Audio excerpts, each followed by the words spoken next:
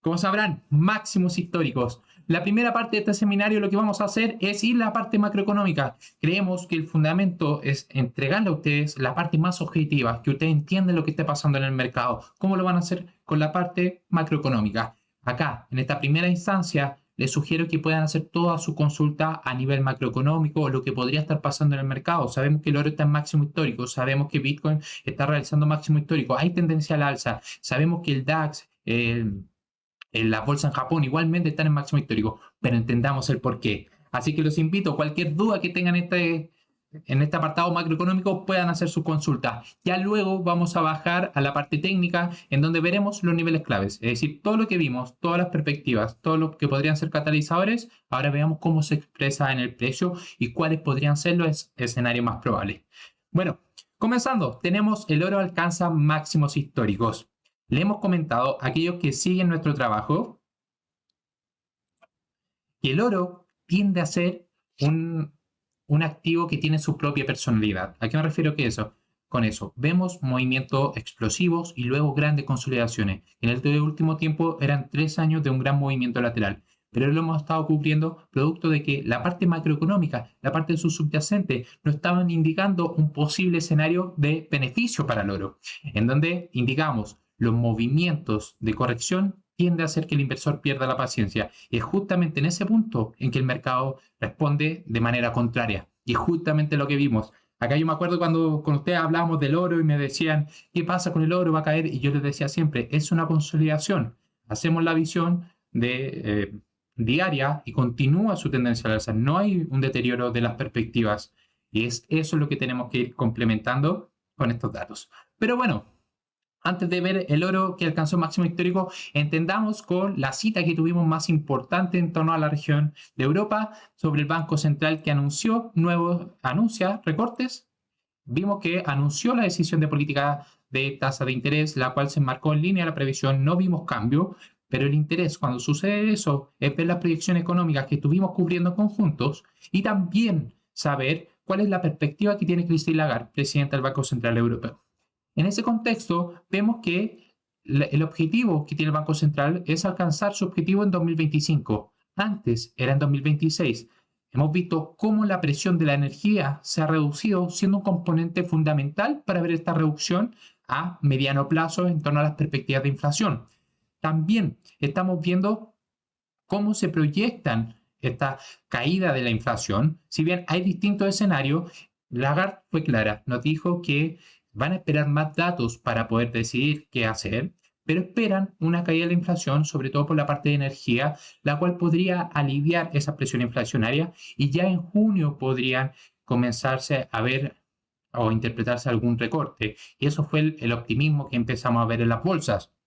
El mercado aún no tiene decidido, si bien prevé 4 recortes este año, no da mucha posibilidad para la reunión que tengamos en abril. Todo se estaría mirando o migrando para la reunión de junio, donde la Fed también tiene sus probabilidades ahí, en donde comencemos a ver recortes. Y ustedes se preguntarán por qué es tan importante esperar estos recortes. Bueno, es la dinámica que se ha movido la economía europea y estadounidense, en donde hemos visto grandes presiones inflacionarias y el temor de tener una política monetaria restrictiva es que pueda llevar a un escenario de recesión. Si bien en Alemania, en distintas zonas de la zona euro, ya es claramente ese daño a la actividad económica, Estados Unidos no lo ha mostrado. Por lo que los operadores que descontamos el futuro, lo que buscan es ver que se minimice el riesgo de ver un posible escenario de recesión. Alberto nos pregunta qué tan viable será la baja de la tasa de política monetaria según los datos que hemos tenido. Bueno, acá lo que sucede, si bien nosotros analizamos las regiones, y siempre he dicho, la zona euro es la que más me complica al nivel de exposición, producto de que muestra mucho deterioro en la actividad económica, cosa que no pasa en Estados Unidos, entonces ahí dejamos la incertidumbre del soft landing. En Europa hay claros indicadores adelantados que muestran ese escenario de recesión. Lo que pasa en la dinámica es que el Banco Central Europeo nunca en su historia ha atendido, o muy rara vez ha atendido a actuar antes que la Fed, por lo que tiende a tener un efecto de retraso o ir esperando a la Fed para luego decidir. ¿Por qué? Porque pasa esta depreciación euro-dólar y también vamos viendo cómo la Fed tiende a hacer referencia. pero los indicadores económicos ya sugieren un posible escenario de recesión. Por eso la inflación es el motor que se va siguiendo y esta semana vamos a tener datos de inflación en Alemania. Muy buen día, Ramón. Buen día, Juan. Ok, pero ¿qué está pasando con la inflación? Vemos riesgos para el Banco Central Europeo y eso es lo que tenemos que respondernos nosotros como inversores. Vemos un riesgo para la inflación, ya tenemos los datos, ya tenemos todos estos datos pasados, Producto Interno Bruto, que mostró deterioro, una presión inflacionaria en la zona euro. Pero ¿cómo lo vamos a trabajar a futuro? Bueno, vemos que se espera una recuperación más sólida de la economía, argumentado por los PMI, hemos visto cómo se recuperan los PMI de servicio, que esto llevaría a impulsar también la economía, y cuando vamos viendo que el mercado laboral en Europa se mantiene en niveles saludables y vemos que aumenta la actividad económica, ¿qué sucede? Se empieza a demandar más mano de obra.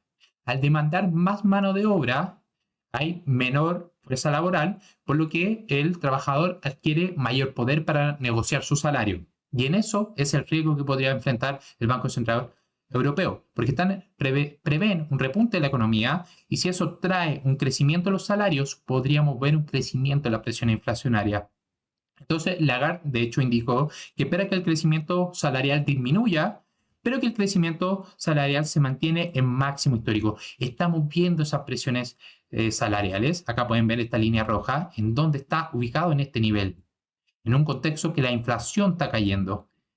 El problema es qué sucede si las presiones comienzan a aumentar. Eso traería un coste a la producción. Un coste a la producción se le trae un aumento al consumidor, un aumento al consumidor, un aumento en el IPC.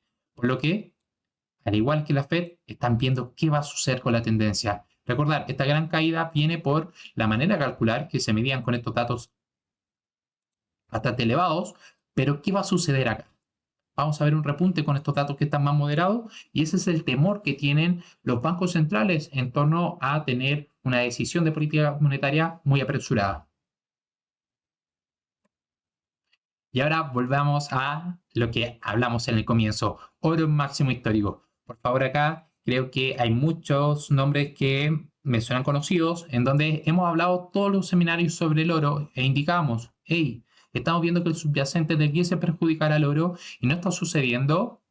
Eso, en vez de alarmarse, algo está pasando en el oro. Bueno, tenemos compras masivas por parte de los bancos centrales europeos, también tenemos como la incertidumbre en torno al sector financiero está haciendo un impulso en el oro como activo de refugio. Pero bueno, ¿qué está pasando? ¿Dónde está la correlación? ¿Dónde podríamos ver esta correlación?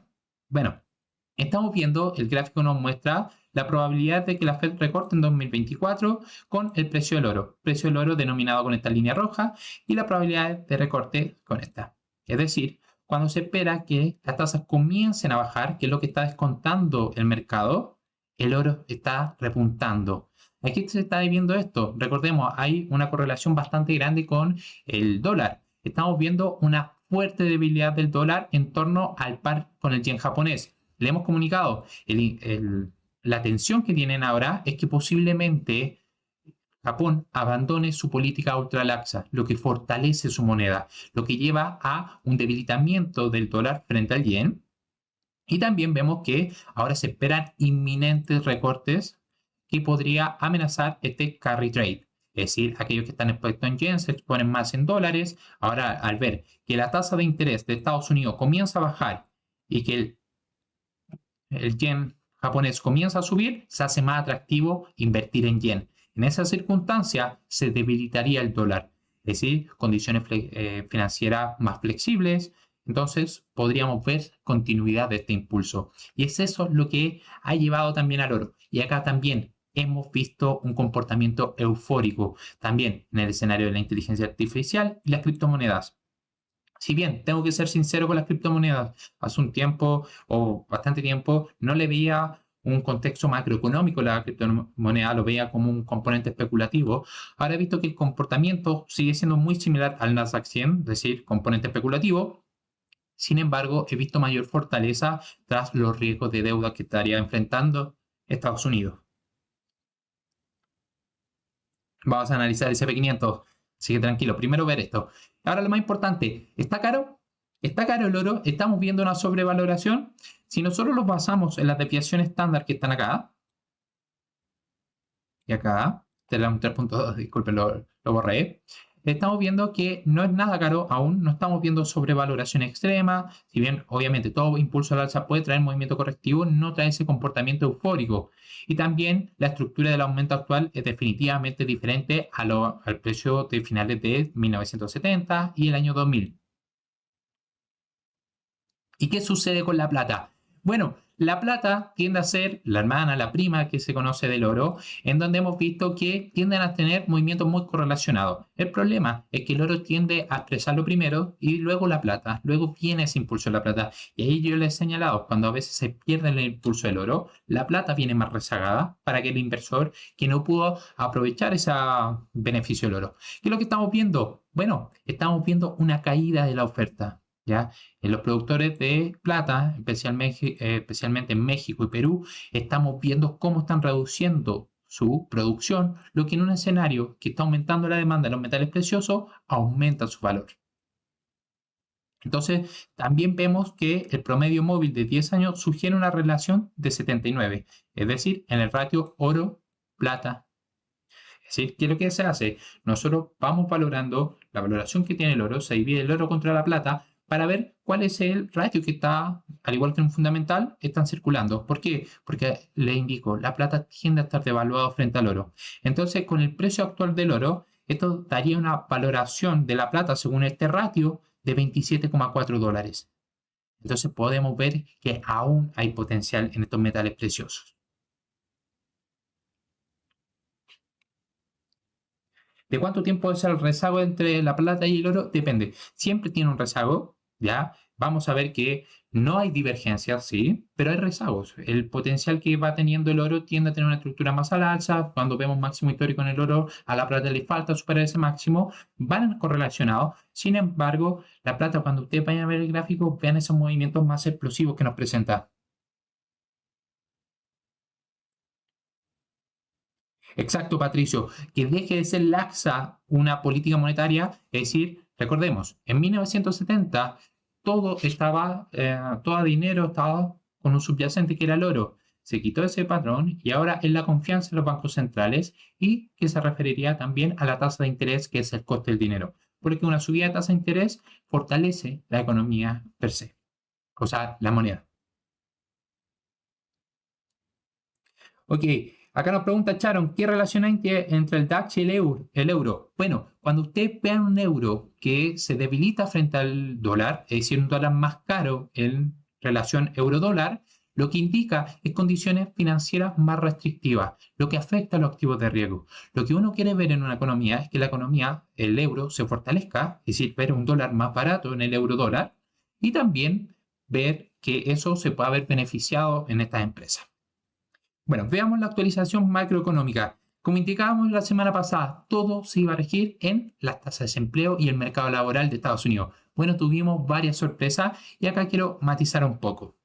Entonces, vimos datos laborales que antes del viernes iban muy en línea a un deterioro en el mercado laboral. Es decir, veíamos un crecimiento estable que indicaba fortaleza, pero no por sobre la previsión, indicando que se está ajustando el mercado laboral. ¿Por qué queremos ver que el mercado laboral se ajuste? Porque la Reserva Federal tiene dos mandatos, mercado laboral estable y también los precios. Entonces, si vemos que se empieza a deteriorar el mercado laboral, les quita mayor probabilidad a que la Fed pueda mantener esa política monetaria restrictiva. Entonces, vimos datos muy dispares. Vemos un mayor crecimiento en el empleo si nos vemos en las nóminas no agrícolas de 275.000, pero vimos que la revisión anterior se ubicó por debajo. Pero acá la divergencia es en la tasa de desempleo.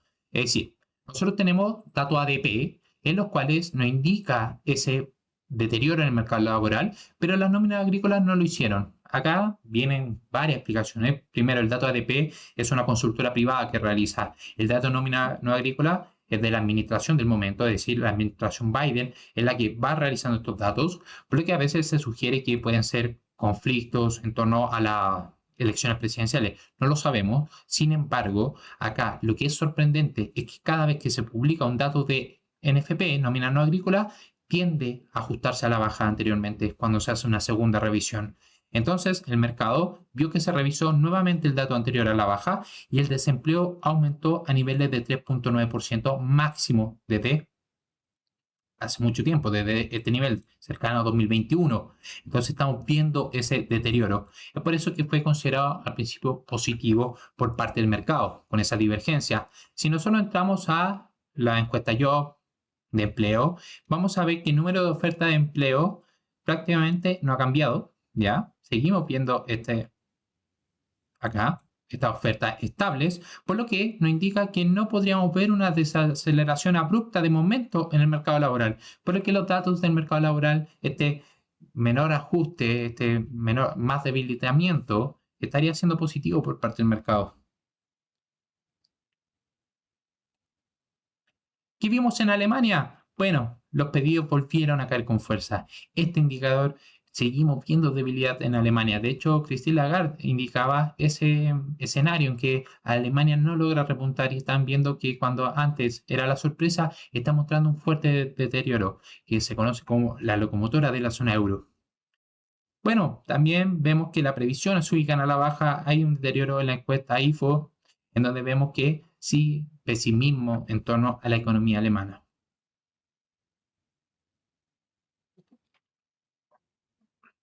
Entonces, ahora, ¿qué tenemos para esta semana? ¿Cuál es el dato más relevante que como inversores debemos centrarnos? Es en la inflación de Estados Unidos. Si bien la primera semana era el mercado laboral, como le indiqué, la Fed tiene doble mandato, mercado laboral. Ahora vamos a ver cómo lo está haciendo la inflación y nos va a permitir tener una lectura del mercado laboral, la presión inflacionaria y poder ajustar las perspectivas en torno a la tasa de interés. Bueno, ¿qué es lo que estamos viendo? Si bien en enero la inflación resultó ser mayor de lo esperado, su caída fue menor de lo que esperaba el mercado. ¿Cómo va a ser esta vez? Entonces, igualmente que en la zona euro, lo que está pasando es que se está siguiendo el crecimiento del salario. En este momento no hay presiones salariales en Estados Unidos, no así en la zona euro, que vemos que está en máximos históricos. Vemos una caída de la inflación, pero igualmente estamos viendo un periodo de lateralización. Y lo que queremos definir ahora con el dato de empleo es que, en qué estado está. Si vamos a ver un repunte o va a continuar con la tendencia a la baja. Entonces, para eso podemos tomar diferentes correlaciones. Vemos que el efecto de principios de año, que fue el dato de inflación en enero, fue especialmente atribuido al sector de servicios. Y ahora lo que tendremos que saber es si ese factor de servicios se va a mantener. Entonces, ¿cuál sería el lado positivo previo a este dato? Es que la caída de los precios que vimos con la encuesta ISM nos indica que podríamos ver que esta presión inflacionaria que existió en el dato de enero no exista en el dato que se va a presentar ahora.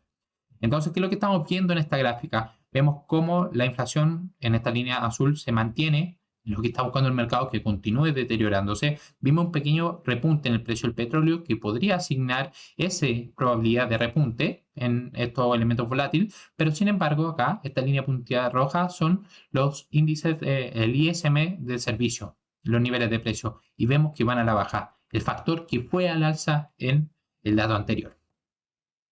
Entonces vemos que es muy favorable aún la perspectiva de inflación subyacente. Vemos que los precios de automóviles van continuando corrigiendo la baja. También vemos que el índice de precio de la vivienda continúa a la baja, que es el que pondera más, por lo que no debiésemos ver indicadores que indiquen una gran sorpresa en el dato de inflación. Y también que lo que estamos viendo sí que podría ser, acá, el indicador Shelter de la vivienda muestra mayor presión al alza en los precios de la vivienda con un 5.6%. Veníamos de un territorio de bajada y ahora seguimos viendo un repunte y este es el que más pondera. Sin embargo, la manera que tiene calculada el IPC es de media móvil, por lo que los datos aún se están incorporando con estos precios menores, por lo que a corto plazo no debiesen ser un susto en torno al dato de inflación. Y también vemos que la evolución de los precios sigue siendo favorable para la presión inflacionaria. Y los precios de petróleo, donde vimos una alza moderada, vemos que el consenso para el subyacente es del 3.7%. Y este es el nivel que veremos incluso si el aumento intermensual es similar al de enero. Entonces no esperamos grandes sorpresas.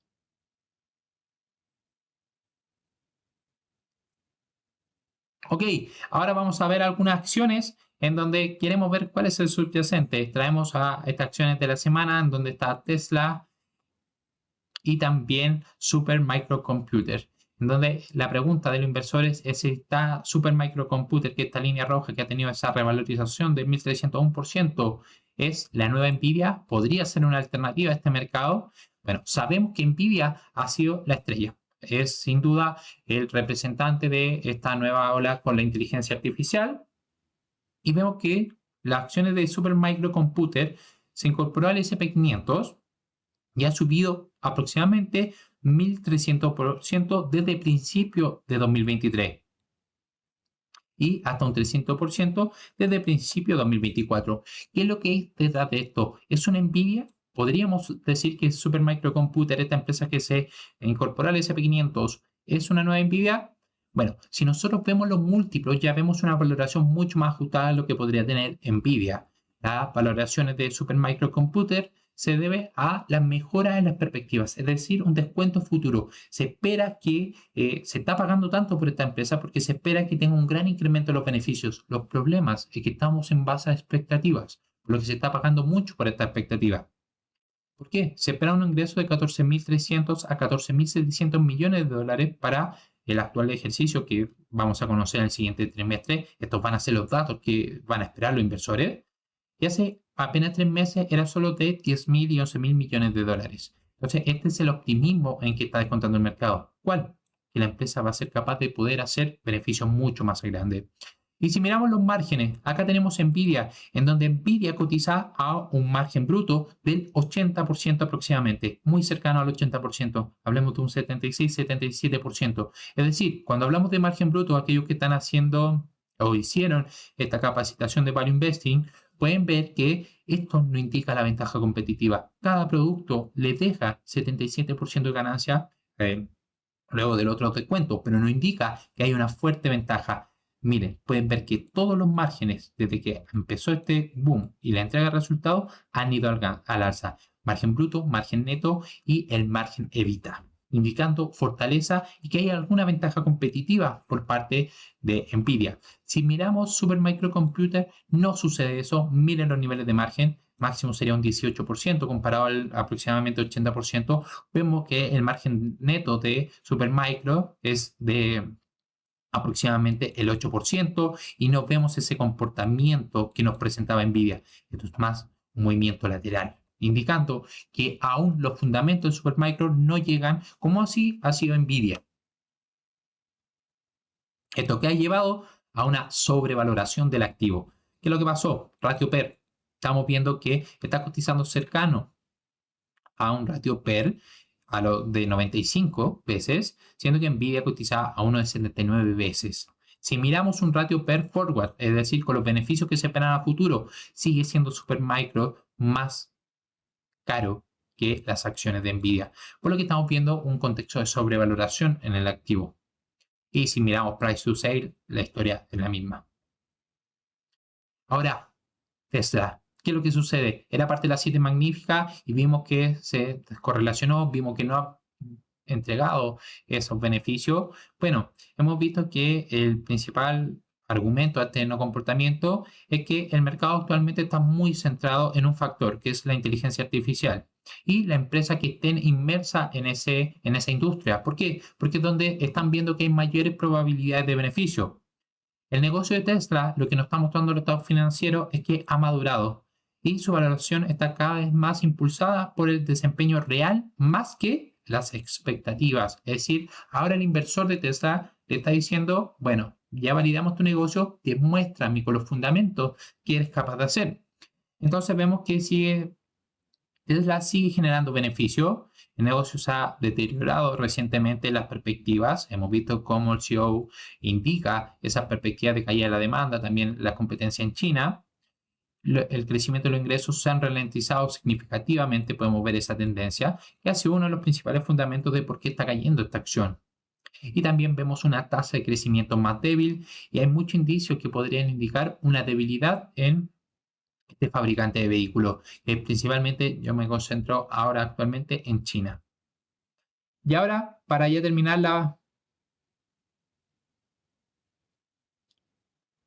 terminar el seminario, si tienen alguna consulta, aprovechen, dejen su consulta ahora y ya vamos a los aspectos técnicos. Para terminar, los gráficos que son habituales, y acá quiero centrarme mucho en estos problemas, deuda.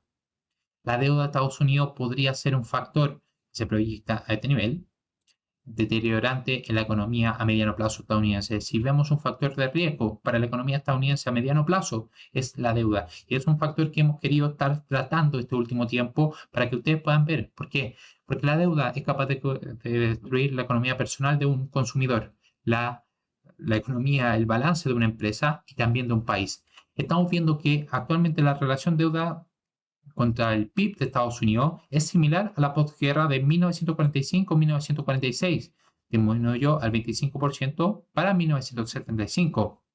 Ahora, ¿qué se espera? Caso contrario, que aumente un 172% de cara a 2024 a 2054, con una tasa de crecimiento del PIB real proyectada al 1.8%. Es decir, la deuda va a crecer mucho más que lo que crece la economía. ¿Qué trae esto? Esto trae una presión creciente sobre la deuda, donde van a tener que destinar cada vez mayor gasto a programas de obligatorios y pago de intereses por esta deuda que se está emitiendo.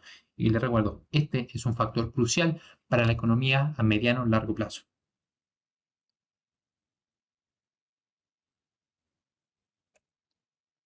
Y finalmente el Prime Book, que es lo que están haciendo las manos fuertes de Goldman Sachs, es decir, los inversores. Bueno, tenemos que los clientes de Goldman Sachs han mostrado un renovado interés en la acción estadounidense, es decir, se están exponiendo nuevamente a la acción estadounidense. Sin embargo, si miramos este gráfico que traje de Bank of America, vemos una de las mayores salidas de capital desde que se registra este dato de las tecnológicas. Es decir, estamos viendo cómo están entrando a sectores de comunicación, industriales y servicios públicos, lo que se conoce como rotación del mercado. Estamos viendo cómo se está quitando dinero del sector tecnológico y entrando a estas compañías de diferentes sectores.